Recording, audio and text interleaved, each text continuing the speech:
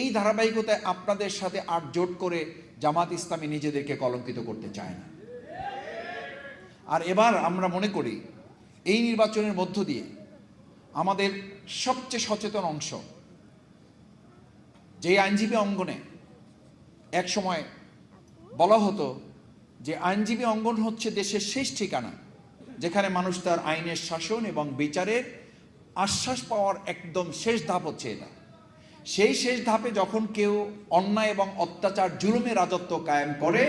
তখন বুঝতে হয় তাদের পতনের জন্য 17 বছর অপেক্ষা করা লাগবে না, হয়তো 17 মাসই তাদের জন্য যথেষ্ট হবে। আমরা আশা করব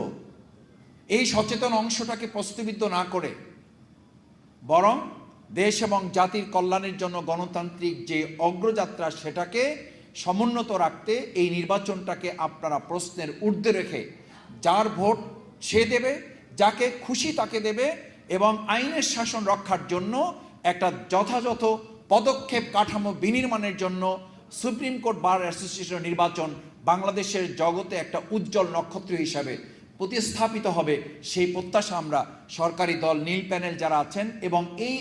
নির্বাচন কমিশনে যারা আছেন, আমরা আশা করব যে আপনাদের মধ্যে যেন এরকম উপদেষ্টাদের মতো আবার কোনো রাজশাহী তৈরি না হয়, যারা একসময় বলতে বাধ্য হবেন যে আসলে ভোট দেওয়া হয়েছিল কিন্তু আমরা তাদেরকে জিততে দেই নাই, বিজয় অর্জন করতে দেই নাই, আমরা আরেক দলকে বিজয় অর্জন করে দিয়েছি। এই রকম ভূমিকা নির্বাচন কমিশন রাখবে, আমরা সেই প্রত্যাশা করতে চাই না। কিন্তু এটাও মনে রাখতে হবে, ভোটাধিকার হরণ করতে করতে